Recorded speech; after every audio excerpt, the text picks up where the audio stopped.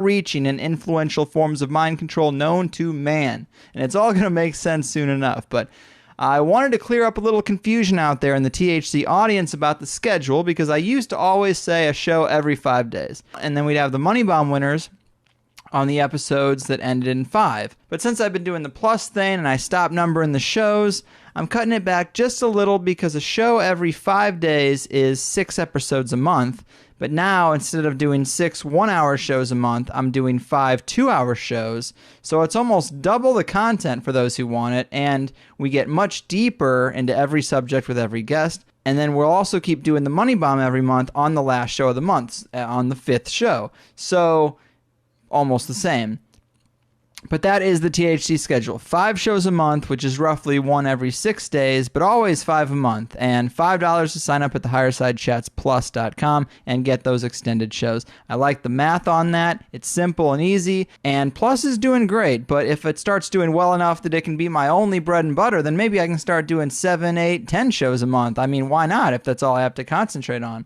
But you probably don't want that anyway. You might get burned out either way. I have also heard the pleas of the folks who had some issues with the new way of listening to THC Plus, and now there's a simple option for everyone. You can stream it right from the mobile-friendly site, download the MP3s for later to listen to offline, and we also have a rock-solid system of custom RSS feeds for all subscribers to THC Plus, which has been the #1 requested feature by far, and I know they work on a few different apps on both iPhones and Androids. There's a listening frequently asked questions on the Plus site that has a lot more details, and I'm working intimately with Stitcher, and it seems like we might be able to come up with a custom option for people who want to listen to the 2-hour shows, the extended shows, and still want to use Stitcher. So that should be coming soon. And it looks like we're doing pretty damn well for a stoner who doesn't know much about HTML and works as a one-man team. So I'm pretty satisfied.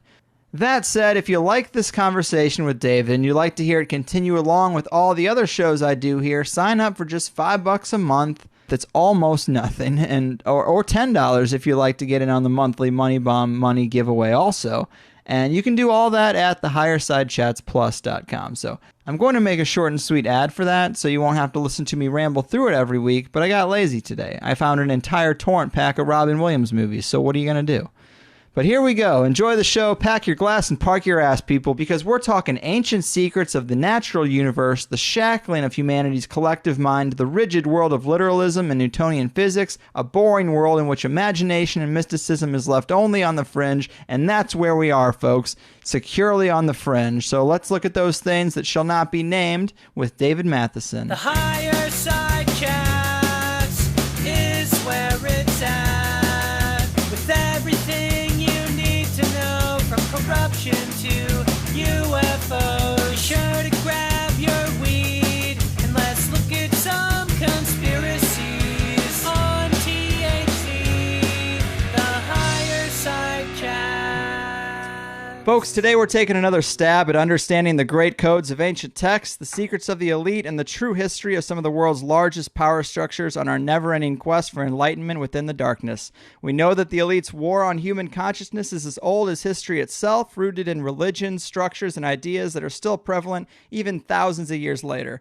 Well, our guest David Mathisen has been diving deep into history and ancient texts, looking for the occult knowledge coded within, the manipulation of the powerful puppet masters, and the lies we've been told throughout time. And now David has emerged from the rubble with a 400-plus page new book called The Undying Stars, The Truth That Unites the World's Ancient Wisdom and the Conspiracy to Keep It From You. I can't wait to talk to him about it. Here he is, the code cracker himself. David, welcome to THC. Well, thanks for that introduction, Greg. I don't know. Now I'm going to spend 2 hours trying to live up to what you just said. You got to grab them. You got to grab them right out of the gate. But yeah, man, this is going to be fun. Thanks for being here. For the folks at home, David and I had tables right next to each other at the Secret Space Program Conference, and I heard many compelling conversations going on between people who walked up and David about his book, and we talked about doing a show, and here we are. But I've read the book. I thought there was a ton of interesting info in there. I mean, a lot of stuff that's been coming up with other guests I've had recently, mainly the idea that these ancient myths and the stories in the Bible are not to be taken literally, but are actually accounts of the movement of constellations and astrological alignments. And from there, your book covers a lot more ground even still. And I thought it would be kind of fun to dive in by reading just a part of the inscription you wrote in the copy you gave me, where you said that all the conspiracies start here. And I love it. It's a very provocative and bold statement, but let me have you elaborate on that a little bit to get us started. Where do you see all the conspiracies starting, and what got us in this mess? Right on. Well, I'm really thankful for that synchronicity where we were right next to each other. I wasn't really familiar at all with the Higherside chats, and then so that was pretty amazing. And then here we are, and I'm wearing the shirt that you gave me here. Oh, awesome. So all the conspiracies start here. I mean, what's the Higherside chats all about? It's about consciousness, right? And it's about this war on consciousness, and it's like, there's the dark side of the force, and there's, the other side of the force. Well, Yeah. so I think, one way of all the conspiracies start here. If you want to talk about the New World Order, and certainly that's a valid topic to talk about, but really you've got to know about the Old World Order, because I would say I'm focusing on really ancient stuff, or pretty ancient stuff, mostly around the time of the Roman Empire. Mostly around the time of the movie Gladiator, in fact, which had these actual historical figures. There's Commodus, the bad guy. There's Marcus Aurelius, the old emperor at the beginning, who wants to give the empire to, Russell Crowe, right? But Right. that didn't happen. Russell Crowe never became the emperor. Well, in fact, right around that time, there was a power struggle taking place over, I believe the empire was being taken over from the inside by a group of people who knew how to create reality. And by create reality, I mean using symbols, using words, using rituals, and using an understanding of the way the world is actually put together, the way the cosmos and the human experience actually works. They knew some deep things about creating reality, and they used that knowledge from a very unlikely beginning to actually take over the Roman Empire from the inside and stamp out a lot of this ancient knowledge that had been very widespread before, and to impose a literalistic kind of system of mind control on the empire using a combination of military. They had the military might, but they wedded it up with this system of mind control, and then they went around stamping out kind of all the Jedis, right? Yeah. So, and that world order has basically been, in effect for 17 centuries, and basically the places that the Roman Empire conquered is where they stamped it out, and everywhere else is where you find some vestiges of this ancient wisdom are still in effect, like the shamanic things that are going on in South America, or in the Native American cultures of North America, or in the mountains of Tibet.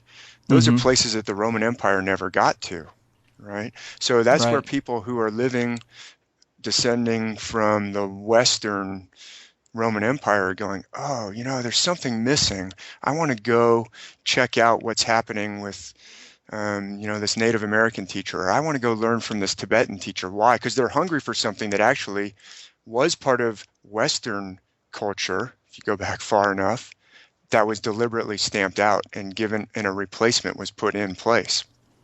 Yeah, and that replacement being literal Catholicism is, so many people today still believe Jesus was a real person, he died for our sins. And there are varying degrees of this, of course. We all tend to laugh in the mainstream at those few people who still believe the earth was like 6,000 years old, stuff like that. But there's different degrees of believing this lie.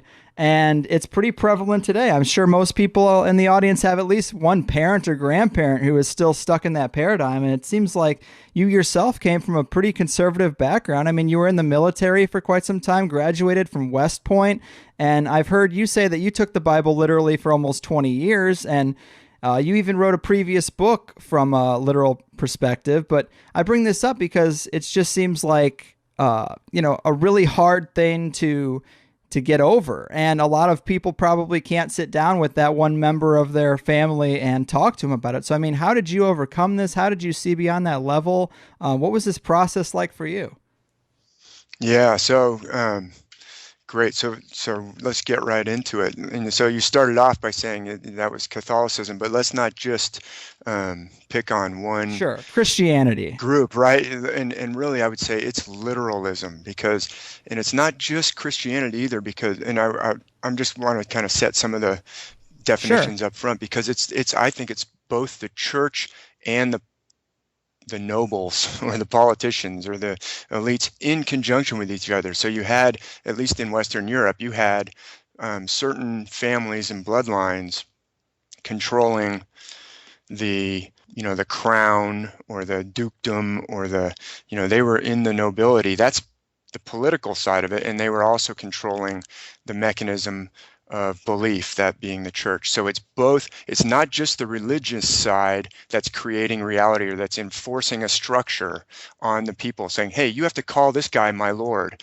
you have to call this woman my lady, and if you don't, we'll make life hard for you, and eventually if you continue to persist in not calling him my lord, we'll cut off your head or whatever we're going to do.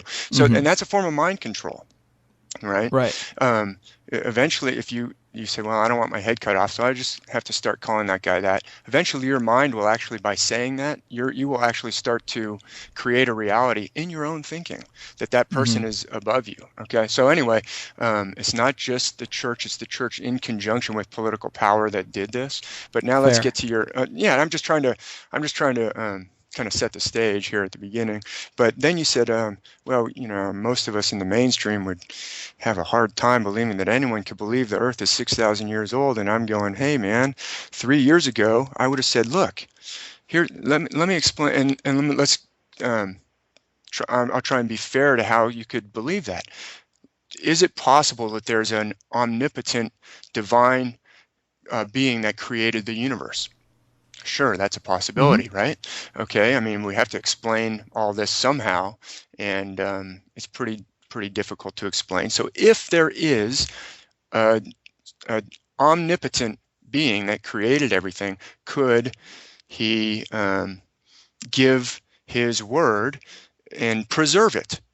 Yes, he could do that, or it, or she, or whatever pronoun is appropriate. Yes, they could do that. Okay, and if the Bible is in fact preserving that revelation, then is it is it right to study it and try and honestly understand what it's trying to tell us? Yeah, that we should spend time trying to do that. Okay, is it possible to believe that the earth is only 6,000 years old? Or we've got people talking about light years away of this. Well, couldn't God create the beam of light when he created everything so that we didn't have to wait 70 billion years to see the stars? Well, It's yeah, within the realm could of have done that, possibility. right? So but yeah, so my own personal journey was that I found that the scriptures of the Bible really did answer a lot of questions about things I found in myself, really did answer a lot of questions about things I found in the world. I believe that I still believe that they are true in a very profound sense, but I don't believe anymore that they were literal. And by that I mean, I believe these are all metaphors, just like the Matrix is a metaphor. It's telling us something, right? The Matrix, Right. everybody watches the Matrix and goes, whoa, right? What's that trying to, boy, that explains a lot of things about life, but you don't actually have to believe that literally there's a guy named Neo or a woman named Trinity and go, hey, I wonder if Trinity has any sisters. I wonder if there's any, descendants of Neo around today, right? But you have actually people saying, having big philosophical and theological arguments as to whether there are actually brothers of Jesus or not, whether there are any direct descendants. Did Jesus and Mary Magdalene have direct descendants? Da Vinci Code. hmm Well, you wouldn't think of doing that about the movie The Matrix. You would say, "Whoa, what are you talking about?" you wonder if Neo had an actual brother, and maybe we can go meet some of his descendants. You're missing the point of the movie. Just watch it as a movie, right? And so that's what I would say is a way of understanding the scriptures are this incredible metaphor. But it's like Bruce Lee says in Enter the Dragon. They're like a finger pointing away to the moon. Don't focus on the finger or you'll miss all that heavenly glory. They're a metaphor. They're pointing you to something else, and you're not supposed to focus in on trying to figure out literally that there was 12 disciples, or literally that there was a prophet Elisha, who could call bears out of the forest to tear children apart. That's horrific. But it's only horrific if it's literal. It's actually a metaphor for the motions of the stars. And in fact, that's what connects it to all the other myths of the world, because the Osiris and Isis and Set and Horus are all talking about the motions of the heavenly bodies. The Norse gods of Odin and Freya and Loki are all talking about the heavenly motions of the stars, the moon, the sun, and the planets. And all of those things are metaphors that are there to teach us something really profound. So, yeah, I agree with you, man. And it's really important to really think about that, because this isn't just about a couple of stories in the Bible. I mean, this was a systematic program to change the way humanity thinks forever. A lot of that esoteric knowledge, a lot of that, the message behind the literal story was completely lost. And it's taken schools and generations of this, state schooling and getting these little worker bees to be task-oriented, left-brain thinkers. And a lot of our ability to understand those coded messages has been weeded out of humanity. And that is the real crime. Yeah, no, for sure. Look, if you go to someone who knows the truth and then they give you falsehood, and you're like an honest seeker trying to figure out your life, and they tell you something deliberately false, that seems to me to be a real thought crime, right?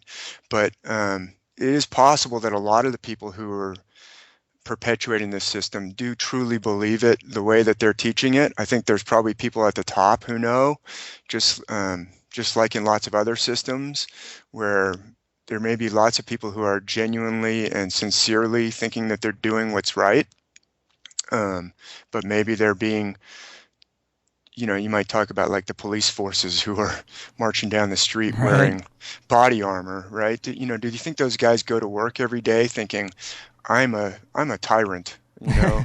When your kids ask what they do, yeah, I'm a tool of tyranny. No, that's not what they're thinking. They're sincerely thinking, I'm protecting the people, I'm enforcing law and order, whatever. So I think there's a lot of people who may be trying. I'm just trying to put it's not all black and white, but True. I do believe that the people at the top are maybe using the misguided efforts of the sincere believers and pointing them in bad or directions that could be ultimately harmful. And I'll say this other thing too, is that, like I said, I took the scriptures literally for 20 years, and not because I was trying to be a bad person, but because it explained a lot. It had a lot of value and positive impact on my life.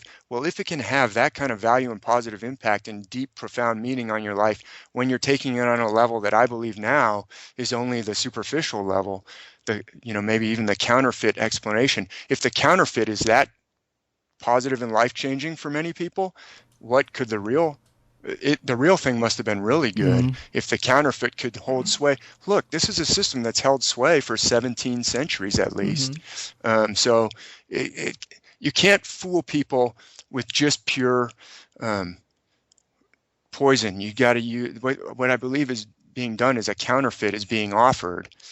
Anyway, so does that kind of respond to what you were saying there? Yeah, absolutely, man. And let's look at some of the examples, because let's say, okay, so this realization that the biblical stories are really just metaphors about the movement of stars and the constellations through the 12 houses of the zodiac rather than 12 tribes of Israel or Jesus, aka the Son, and 12 apostles. If we start to have this realization that it's more about what's happening in space from the human perspective rather than literal tribes or literal apostles, I mean, so what? What does that really mean to anyone listening today? What kind of value should be attained from that realization? Exactly. Okay. So we'll throw in we'll do a few examples to show, but before we do that, let's just get to that question that you ended your question with, which is, so what? It's like, remember when Bruce Lee had the finger pointing to the moon, he said, don't focus on the finger or you'll miss all that heavenly glory. What? The moon? So now I'm supposed to focus in on the moon? Well, the moon is a large literal rock, right? The moon is this large spherical object made up of certain chemicals that is hurtling around in a circle around the earth. What does that have to do with why should the finger be pointing to that, right? Well, the moon itself is a metaphor. So if all these cultures around the world are revering sacred stories and sacred scriptures that have to do with the motions of the heavenly bodies, and I can demonstrate to you that they are, all the cultures around the world are revering a set of scriptures that have to do with the heavenly bodies. Why is that? Those motions of those heavenly bodies must be pretty important. They must be telling us something very profound about the human consciousness or the human existence. And in fact, we must somehow be connected to those stars and heavenly bodies in some way that we can tease out. So now let me just show you a couple of examples. Sure. And the Bible, I spend the most amount of time in the Undying Stars showing how this or that biblical story relates to the stars. But let me just say, this is not something new, as you've already alluded to. Even in the ancient times, there was this great writer, he's also been called the first writer of science fiction, Lucian of Samosata, who way back in like the first century said, these stories are all about the story of Venus having an affair with Mars, while her husband Vulcan in Roman was away.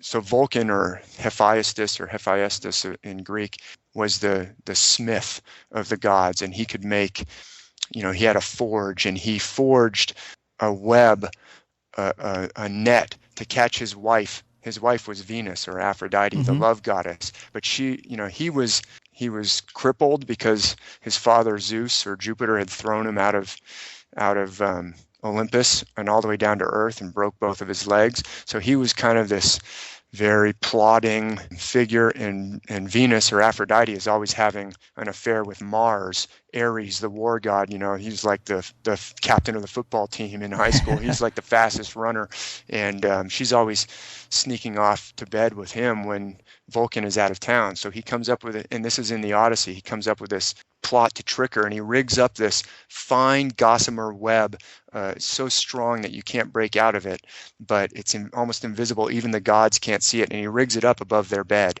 And then he says, I'm going off on a business trip, some of my worshipers off in this far island, I'll be back in a few weeks. And he heads out the door. And then his friend, the sun, Helios, is going to keep an eye on things and let him know. And no sooner is Vulcan or Hephaestus out the door than Ares comes in and says to Aphrodite, all right, he's gone, let's head off to bed. And they do, and they spend the night together in lovemaking and fall asleep. And as they fall asleep, the net comes down over them, and Helios says to Vulcan or Hephaestus, hey, time to come back now. And he comes back, and he finds that, they're trapped, they can't move. They're like, ugh. And the husband is roaring in anguish, and he calls all the gods together. He says, come look at this, why should I have to endure this? And all the gods are there. They're laughing at Mars and Venus trapped underneath the web. And they said, oh, it looks like the slow guy caught the captain of the football team there, huh, Mars? And then Hermes, the trickster god, the Mercury, says, hey, I'd trade places with Ares, even if I was trapped underneath the web, just to be next to Venus. I don't care if all the gods are looking at me. So they're making fun of him. But Lucian of Samosata said, this story that is well known and remembered and preserved in the Odyssey is actually about the planets Mars and Venus when they have a conjunction together, and maybe the planet Saturn is heading off as this conjunction is happening, and they're having the conjunction in the Pleiades. And the Pleiades, or the Pleiades, are these beautiful cluster of shimmering stars right above the shoulder of Taurus, the bull, in the zodiac. And in the zodiac, all the planets actually pass through the zodiac. The zodiac are those constellations that are arrayed along the ecliptic path that all the planets and the sun and the moon generally travel along. So the planets will go through the zodiac just like the sun will.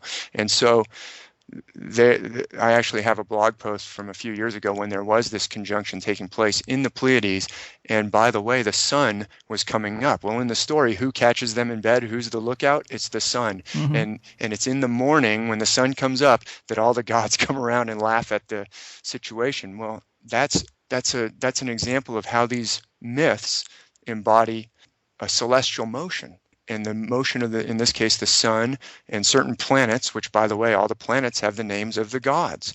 If you read Hamlet's Mill, they put forth this, and it was written in 1969, they put forth this theory that the planets were not named after the gods, which is what we're usually taught. Mm-hmm. No, the gods are actually named after the planets, or the gods are telling the story of the motions of these planets moving through the background of these stars. And that is in Greek mythology. So now let's just quickly jump over to the Bible, and you've got the motion of the 12 tribes of Israel that go down to Egypt, where they're in bondage, they're in slavery, they're making bricks for the Pharaoh, right? Mm-hmm. Like in what was that animated version of the Prince of Egypt, right? Where Moses has to lead the people, lead the 12 tribes up out of the bondage down in Egypt up into the promised land. Well, there's 12 tribes of Israel.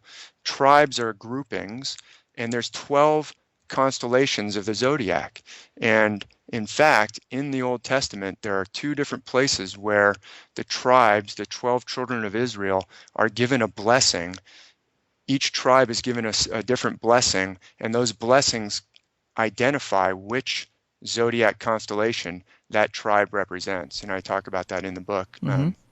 But like for an easy one, probably the clearest and most obvious is Judah is the lion. He's described as the lion, or the child of or the whelp of a lion, a young lion, and that's Leo, okay? But they all actually relate to a tribe, and Moses leads, he's the constellation, or he is the constellation that leads the tribes up out of the lower half of the year.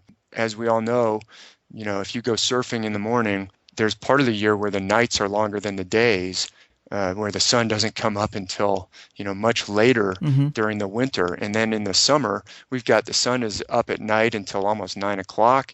But in the winter, it might be getting dark at 4 o'clock. So half of the year, days are longer than nights, and half of the year, nights are longer than days. In that lower half of the year, we enter that at the September equinox, when the sun crosses over to being in the shorter half of the year, where the days are suddenly shorter than the nights, and the days keep getting shorter all the way down to that bottom winter solstice, which is like the very pit, the lowest part of the year for the sun. And the sun is lowest in the sky on that day.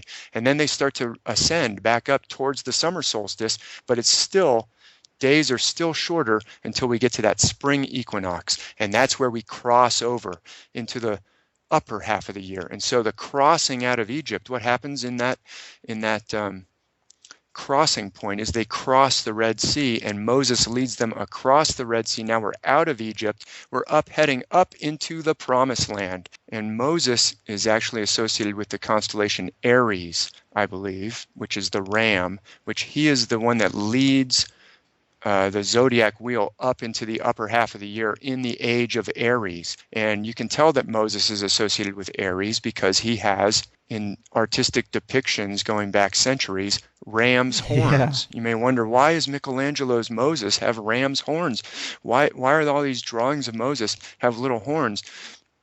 Because he's associated with Aries, the constellation that is right there at the March equinox, where he's leading the zodiac up out of the lower half of the year. And as they continue to go up, then we have this incident with the golden calf, where his brother Aaron, Moses is up on the mountain going up to get the Ten Commandments. And as he comes down, he sees, to his horror, while he was gone, his brother Aaron has talked all the Israelites into making a golden calf and starting to worship that and saying and dancing around and chanting, "These, O Israel, are your gods that led you up out of the land of Egypt." And he smashes the Ten Commandment tablets and says, "What are you doing? Melt down that calf, and God's about to send a plague, and everybody's going to suffer for doing this." Why? Because Aaron and the Israelites were declaring that a calf, a bull, the likeness of a young Taurus, led them up out of the land of Egypt. And Moses says, "Hold on, wrong answer. That was the age of Taurus. That's over. We're in the age of Aries now. Get a clue." And the Old Testament scriptures depict the children of Israel having they use ram's horns, the shofar. It's a very sacred symbol. It's a very sacred sound. They blow the shofar, at very specific times. It's the symbology is of the age of Aries. So, long story short, we could go through the whole Bible and find connections just like that. That's not, if that was just one isolated, like, ooh, gee whiz, there's this one little coincidence, but it goes through, I show pretty many of these on the blog with Samson, or in the New Testament, you've got the 12 disciples. In the book of Revelation, you've got some very clear celestial imagery going on. It's not just a one-off. It's actually, this is the central underlying foundation of the house that it's built upon. Yeah, man, I think it's all super interesting. And another thing on the precession of the equinoxes is you also talk about how this is the basis for the concept of heaven and hell. And this is absolutely key for the elite to establish, because if you want to control someone's life, you've got to convince them that there is something better than this life, or far worse, on the other side, and that you have the key. And it sounds so impossible, but somehow that trick worked, and it's still working today. But this concept of heaven and hell was really just a warping of this knowledge, which was known, which was called the precession of the equinoxes, and still is, right? I mean, there's a connection there, right? Yeah. So you're really, that's a perceptive, question to ask right here, because what you're getting into really is the concept of controlling other people, right? What you just said was, you got to have something to hold over their heads. You've got to have something to use as a lever. And you can always use just brute force, right? Do this, or I will hit you with a baseball bat. But if you that's expensive, right? You got to maintain a lot of people with a lot of baseball bats, and there's always the danger that if you're a small group trying to control a large group, eventually the large group might wake up and say, "You know what? There's a lot of us and a few of them," right? So let's use something other than just brute force. We'll back it up with brute force at the end, but it's a lot more efficient, a lot more effective, and a lot less expensive if we can say, "You better listen to me, or if you disobey me, you'll go to hell." Ooh, okay. I don't know that I believe that, but just in case, I guess I better hedge my bets. So that's like the ultimate sanction, right? Eternal damnation for your soul. But there's other lesser ways that forms of control other than brute force go along with a system. So these systems control people by getting them to buy into, or getting them to believe, or getting them to agree to a certain way of looking at the world. And if once you start to look at the world that way, then you start to actually act as if it really is that way. It makes it a lot easier for the people who've kind of created the maze, right, for the rats to run around in. So it's a form of control through anything other than physical force, we could say, broadly speaking, is mind control. I don't mean mind control as in I say a word and you turn into a mindless zombie that does whatever I say. Well, that would be an extreme form of mind control. But anything that doesn't rely on me, threatening to shoot you. Hey, give me your money now. I've got a gun. That would be physical. But anything else is basically controlling you through your mind. And so this is a form, okay. The 2 questions ago, it was, well, so what? Actually, I would say all these things are actually supposed to be teaching us human freedom, higher consciousness, how to be empowered, the wondrousness of each individual and the incredible power that you have. That's what they're really teaching, but they've been turned into by some people, a form of doing the exact opposite, of controlling you, of limiting you, of putting you in a box. And then you brought up, so the precession of the equinoxes is just another cycle. So we may not all be familiar with the precessional cycle. That's a big cycle. It actually takes nearly 25,000 years if it were to play all the way out, which, we could... But let's dial down to That's a long interview. Let's dial down to a daily cycle, right? We're all familiar with the sun rises in the east, and because of the turning of the earth, right? Those of us in North America know that the East Coast, it's turning towards the East Coast, so they get there first. So they see the sunrise first, right? On New Year's Eve, they see the ball drop 3 hours before those of us on the West Coast do. So, but eventually, I'm going to continue turning towards the east, and then eventually that turning will cause the sun to seem to go down into the west, into the Pacific Ocean. For those of us who are sitting out there, in the water, staring out into the Pacific, we'll see the sun eventually sink down into the ocean, right? So that motion is a daily cycle. Then we've got monthly cycles that the moon goes through this monthly cycle where it goes to a new moon, then it gets fuller and fuller to a full moon. And then there's annual cycles, which we talked about. The days get shorter, we go all the way to and then there's even longer than yearly cycles. There's other cycles that the moon does, but there's this precessional cycle, which actually has to do with, you can only detect it if you watch the background stars that the sun rises in. So on any specific day of the year, at the exact same moment in time, the sun, if you're at the exact same point on the planet, the sun's going to rise on the same, with the same background of stars. It's going to rise out of the same background of stars. And over the year, it's going to rise in a different background of stars. But when the Earth gets back around to the exact same point, it should be rising in the exact same group of stars. But over a long, long period of time, the background of stars will actually be delayed. There'll be this slippage where the background of stars is getting delayed by the motion of precession, which is a physics term that has to do with the top of the axis of the Earth is precessing. It's doing this wobble. It's just like in physics class where the teacher might suspend a bicycle wheel from a string and then he spins it around to show angular momentum, or a gyroscope when it starts to wobble. So that's what causes the precessional cycle. But that cycle too, all these myths are showing these cycles, are embodying all these cycles from the daily cycle to the precessional cycle. But they're saying this has to do with human existence. Actually, what we're trying to teach you is actually that there's a cycle to human existence where we come down into an incarnated state. And let me just say real quick, whether or not we believe this is one thing, but I believe that one of the purposes for using all these celestial metaphors is because this is what they're trying to say.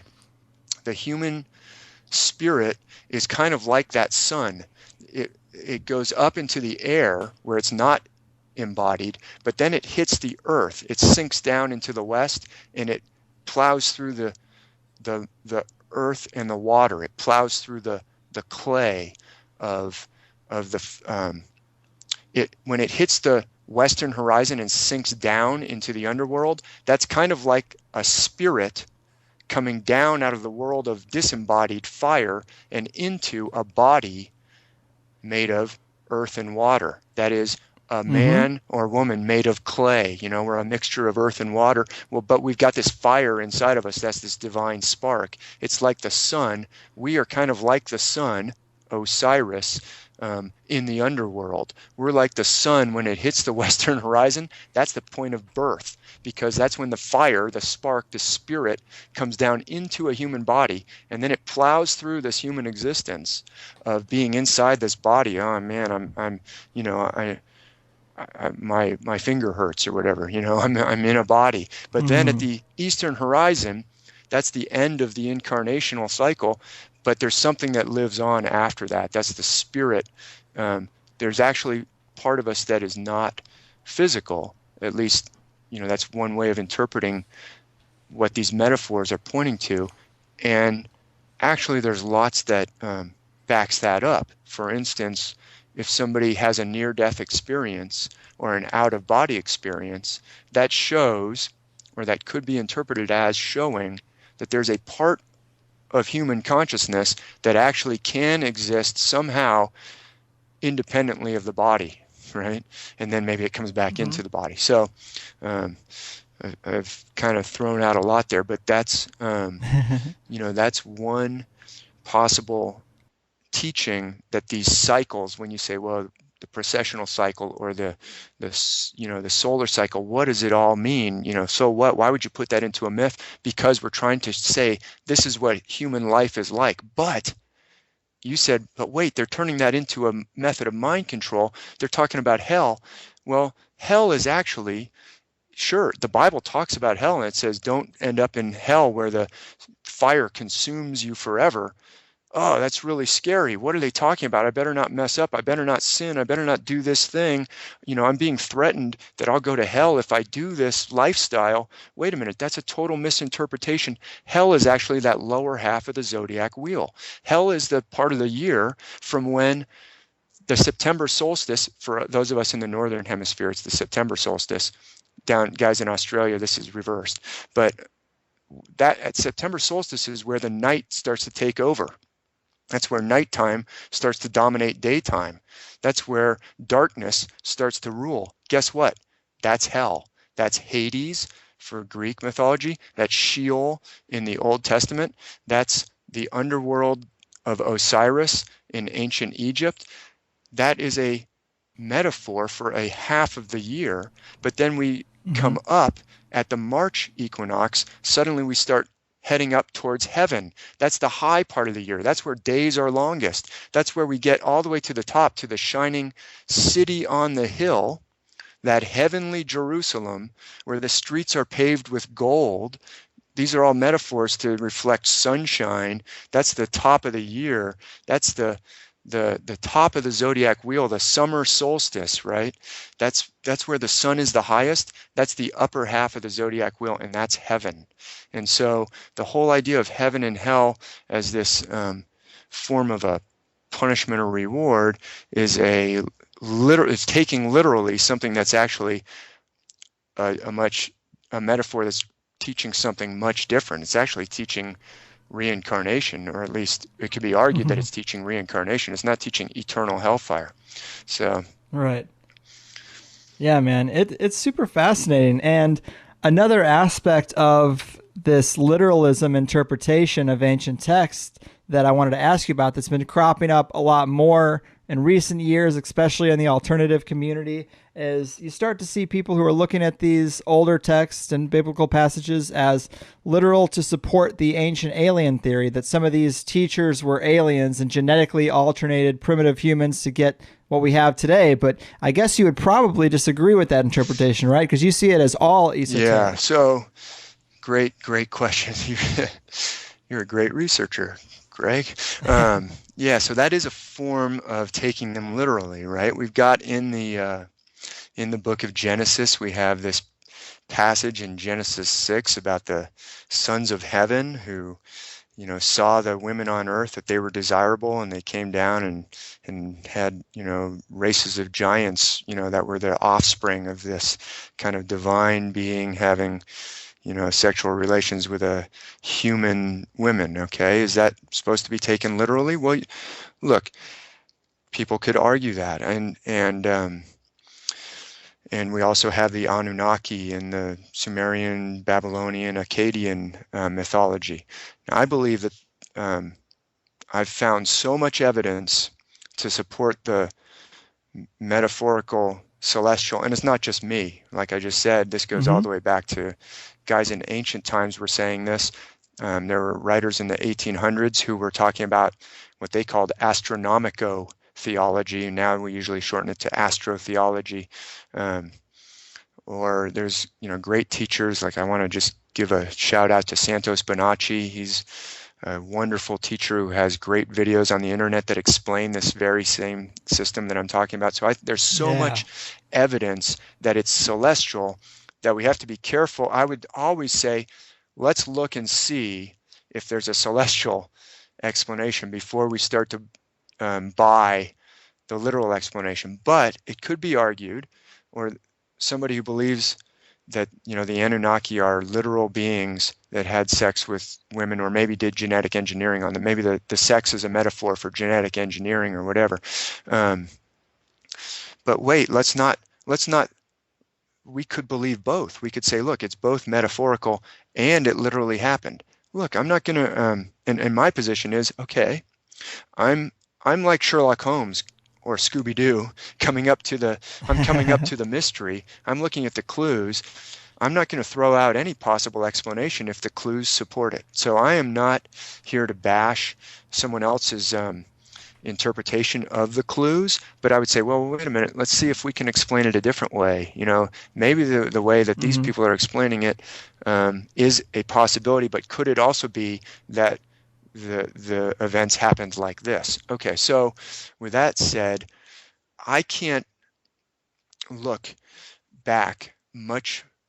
I can't use these. I don't believe that these texts should be used for history. I believe these texts are metaphorical. So when somebody starts to support history, like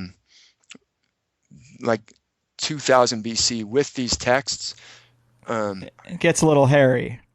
Yeah, we're going too far. It's like saying, well, look, I know there were people in the land of Judea during the Roman Empire, because historically we know that the Romans had a campaign against Judea, okay? And we know those people were there for a certain period of time in advance. But if you say, and by the way, the Exodus proves that they were there in about 2000 BC or whatever, I say, well, wait a minute, you just brought in, the Exodus and the coming up out of Egypt, which I just showed you could also be completely talking about what the stars are doing.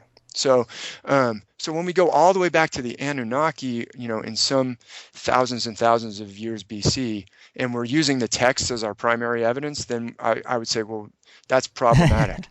I'm going to say I'm agnostic about things that are, after a certain point, we get into really remote history where I can't look. I can look back. So in my book, I'm only making kind of definitive statements, historically speaking, from about the time of, ancient Egypt, ancient Greece. What happened before that, like in man's distant past before the Egyptians, it's clearly extremely important. Something very, very amazing was going on back then that is different from what we're taught in conventional history. So where did these texts come from? How did the ancient Egyptians have them? How did the ancient Sumerians have them? Because these texts show evidence of, knowledge of quantum physics. These texts show evidence of, sophisticated understandings of how the world works that modern science didn't start to really encounter until the 20th century. So how did that happen? Yeah. I don't know. And so my position is, I don't know what happened. I know that something happened. So it could be that it was Anunnaki or people from another, or beings from another planet. That is a possible explanation to this Scooby-Doo mystery. But I've got to see the evidence. And so if I can go to the Anunnaki legends or myths and show a celestial explanation for them, then I've got to say, well, it could be also literal, but it's definitely celestial. Mm-hmm. It could be celestial and literal. It could be more than just celestial, but it's definitely not less. So it's I don't know if that answers your question, but Yeah, it does. I do think you got to be careful of literalism, because that has been a major not a major stumbling block, the major obstacle to seeing the profound truths of the metaphorical. Mm-hmm. These things are metaphorical, and if you take them only literally, you're going to miss all that. Right. If you spend all your time watching The Matrix trying to figure out, okay, which city is Neo from, it's like, why are you watching it for history? You're missing it. Same thing with these texts. Well, you can also miss the metaphorical in a different way than it's been missed for the last 17 centuries, by saying, oh yeah, this is all about aliens, literal this, literal that. And once again, we've lost the metaphor. So if the metaphorical is actually the key to tremendous power, then the people who want to keep that key out of people's hands will keep it out anyway. Anything that keeps you from the metaphorical, that's fine. Yeah. So, hey, man, I'll keep you from the metaphorical by believing that it's literal 12 disciples, literal miracles in the New Testament, books of the Gospels, literal, don't take it celestially, literal prophet Elijah, literal prophet Elisha, literal 12. Okay, that's one way to miss the metaphor. Now, after that metaphor has started to fall apart and more people are not believing it anymore, hey, let's bring in a totally different literal ancient aliens, literal travelers in spaceships that came down. Oh, all these things in the Old Testament, oh, they're describing spaceships, they're describing rockets, they're describing literal. Okay, miss the metaphor again. Yeah. I appreciate that position. And on the subject of these stories being esoteric, a lot of people tend to think that esoteric messages are meant to keep something hidden, but I've heard you talk about it as more of a way to reveal information, of course, like you've been saying today, rather than conceal it. And it's just that we don't cultivate the type of thinking that appreciates symbolism as much as the ancients might have. It might have seemed much simpler to them.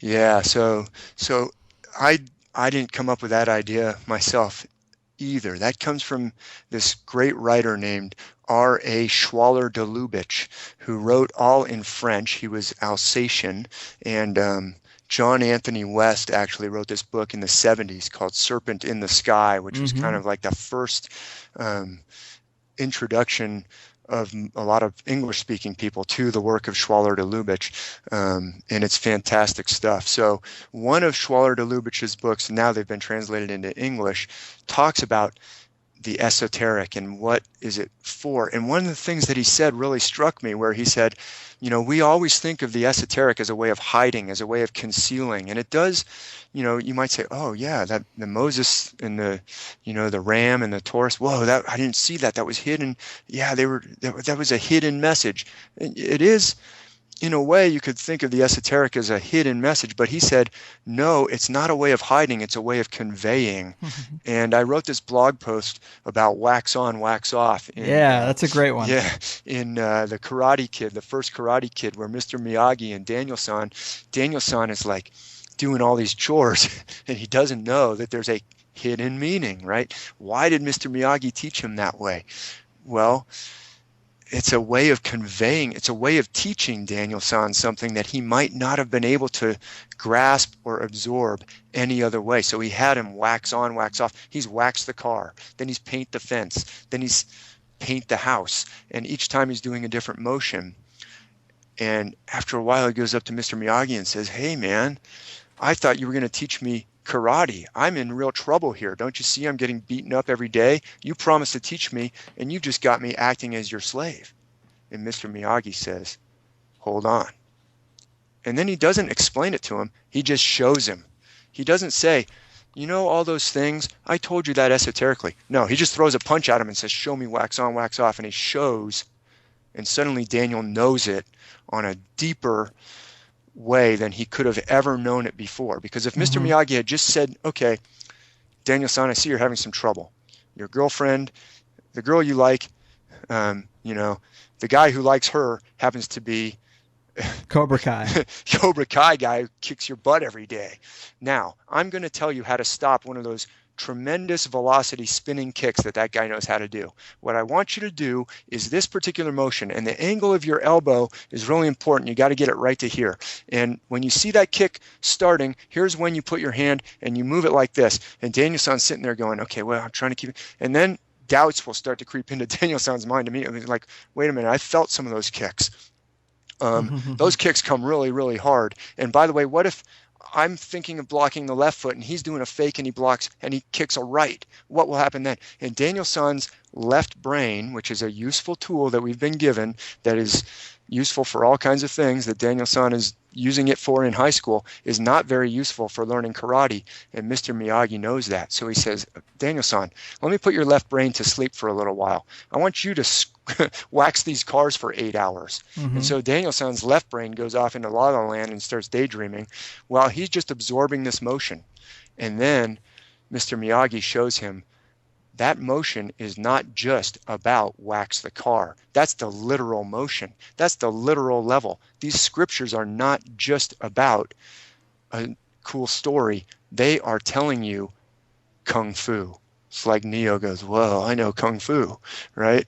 And all of a sudden, Daniel-san realizes he knows something deep in his bones that he couldn't have gotten maybe any other way, or at least that's a depiction. So when R.A. Schwaller de Lubitsch said the esoteric is actually to teach, it's not to hide, Mr. Miyagi didn't use wax on, wax off to hide something from Daniel-san.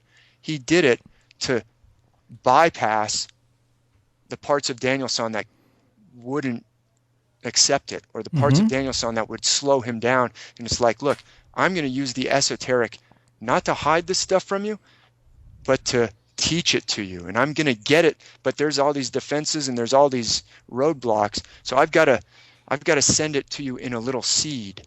And once the seed's in your brain, then boom, it's going to grow into this tree. But I can't send the tree into your brain because all your defenses will stop it. So I'm going to send it in as this seed, and then the hidden part will come out and blossom. So that's what the esoteric is. So that's what all these stories are actually a way of teaching us stuff maybe that we would balk at, or that we would choke on, that our brain would go, oh man, I can't accept that. But then it's a way of showing us kung fu.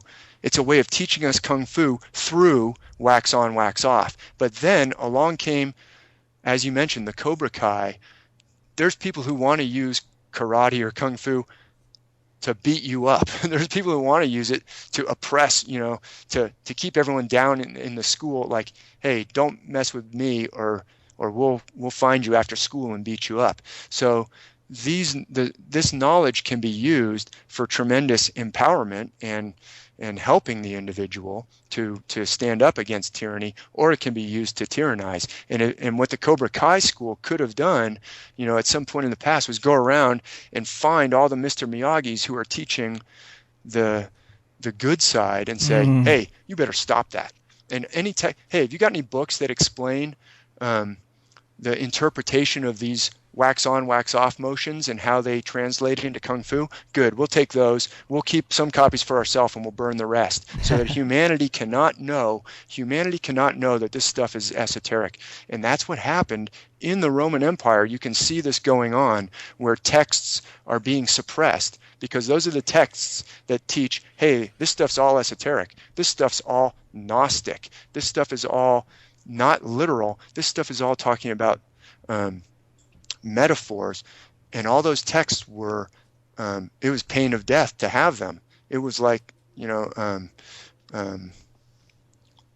was a death penalty. So we've actually found some of these texts that have been buried and hidden. There's a set of texts called the Nag Hammadi library that was dug up from near Alexandria, where probably when the edict came out that you could no longer have these Gnostic texts, they didn't want to burn them, but they also didn't want to get caught with them. So they buried them, maybe intending to come back later, and for whatever reason they never did. And in the 20th century they were found, and people said, wow, this shows that actually Christianity, this literalistic Christianity, has always said that the Gnostics were like this, this heretical sect, but actually what this shows is that the Gnostic interpretation was the original, or that was the primary, that was the way it was supposed to be understood, and then it got stamped out, or at least that's one way that this Nag Hammadi discovery has been interpreted. But I would say it's like the people trying to stamp out, certain people wanted to just keep the Kung Fu to themselves and make sure that everybody else, when they're reading or doing wax on, wax off, there was always a teacher standing by to say, and by the way, don't get any funny ideas that waxing that car might relate to karate or Kung Fu. It is only waxing the car. And if you say any otherwise, you're a heretic. Some people think that's why Bruce Lee was killed too. He brought all that over to America, started teaching things that they didn't want taught. Wow. But yeah, it's interesting, man. That's a great analogy. I love the whole Karate Kid thing. I love the explanation of the esoteric tools, the way that type of learning is supposed to, be taken in. And, now it's been warped by the elite, and now it's a mind control tool in the nightstand of hotels across America. Funny how things turn out. Well, it's in the nightstands, but it's there for you to look at it. And if you look at it long enough, you might, at least there's not standing by the nightstand. There's not a person saying, do you have any questions about that? Oh, no, that can't be it, right? It's there for, It was actually illegal to put this stuff into the vulgar languages of the people for many centuries. It was death penalty by horrendous means if you translated these words into English or into French. It had to be in languages that the people generally couldn't understand. So you could also say that the impulse to put it on the nightstands across the country is actually stemming from the idea that, hey, these words actually do have revolutionary power to help the individual. And I will say, to your point about killing someone for teaching the truth, how horrendous is that to say, to ever argue that it could possibly be okay to kill someone for an idea or for what they say, right? Use of force, and Mark Passio talks about this. I don't know if you've ever had him on your show. I've listened to some of your episodes, but he talks about this. Force is not always wrong. If somebody is running at you with a knife raised in the air and they're a terrible expression on their face that they're about to stab it into your forehead and screaming, and they're coming at you full speed, and you don't think you can get away any other way than to actually physically engage that guy and stop him, there's nothing wrong with doing that. You're protecting, you've got this human body that is this amazing thing. We can talk about how the human body is a microcosm of the whole universe, and this guy's threatening to pull the plug on it. You have every right to stop him by the use of force, and that's not violence. But if somebody walks up to you in a on the streets of the city and says to you, I believe this, and you hit him over the head with, then it's violence because you're actually violating his right. How could it ever be right to use force against someone who's just trying to teach an idea? See, that's where, agreed. It's so horrible. I just wanted to get that out. Like, how could anyone ever teach that killing over quote unquote heresy could ever be right? That is such an abomination. So anyway, I'm with you, man. But David, man, it has been a real blast. I think you make a great case, and I really respect your journey from eating up the literalist perspective, hook, line, and sinker, to coming out the complete other direction and being on the forefront of alternative research. It could not have been easy, man. But before we go, do you want to tell the people a little bit more about your blog or anything else you're working on, where they can get your book and keep up with your work?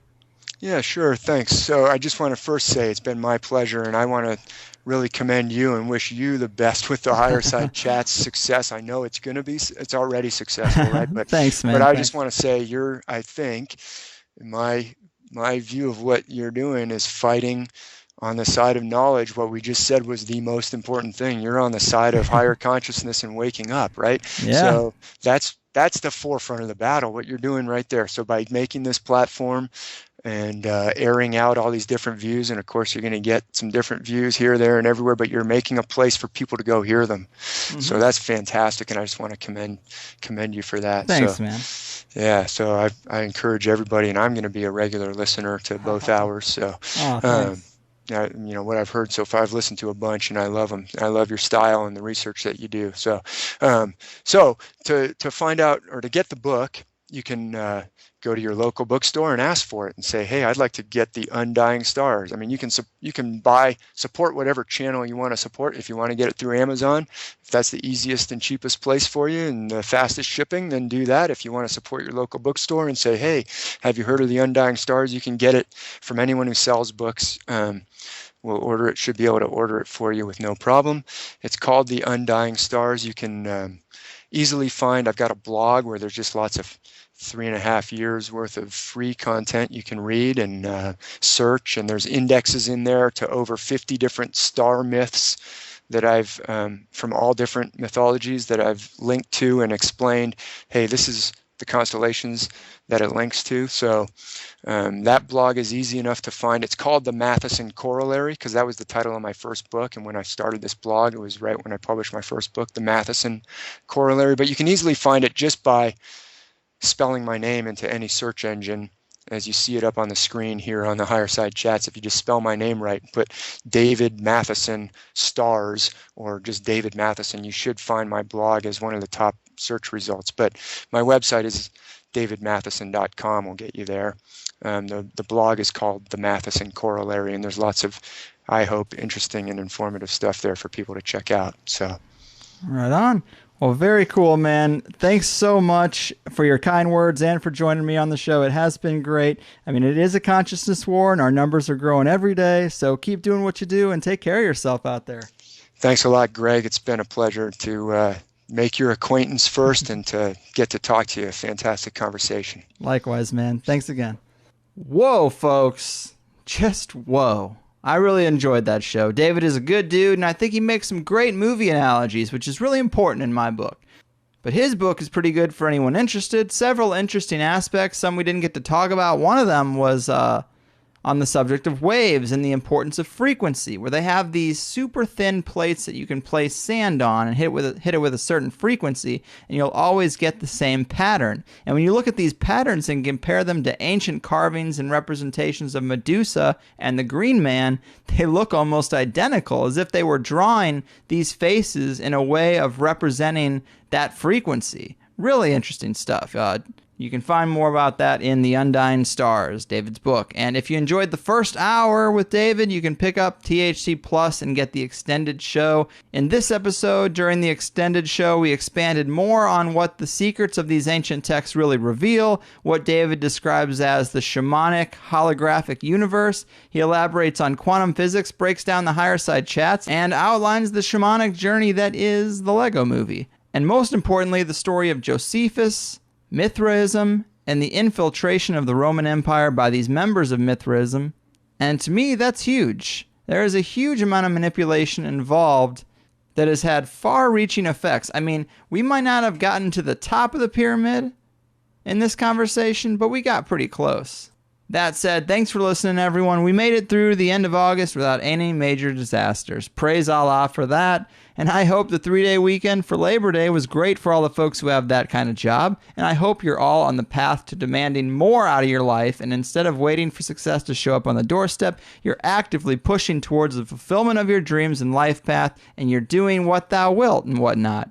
And as this show closes out, think about what you're going to do next. Make it something to better your life. Create something that makes you feel good, impress your partner with some random romance, meditate, or at least get down on the ground and do 50 push-ups or something.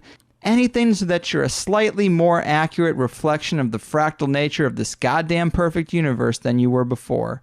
There is a reality out there where you are the cock of the walk, baby. The smartest, most charming, charismatic, ripped, intelligent person in the room with the washboard abs of Zac Efron. Or for the ladies, the thigh gap of all thigh gaps. That reality exists. Start pulling yourself into it right now, and I'll see you there when you arrive.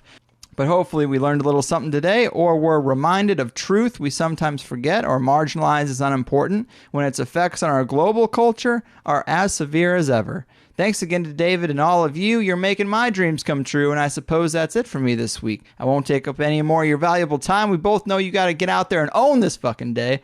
So play on, player. Here's an inspirational and enlightening track from our previous guest, the mathematician Marty Leeds. This one is called Song for the Daemon, and I'll see you next week. Your move, members of the Mithraic Mystery Schools. Your fucking move. I got a devil on my left and an angel on my right. My shoulders leaving, keeping me up all night. And I'm trying to find my way through the darkness and light. Riding on the rails of a train gonna ride.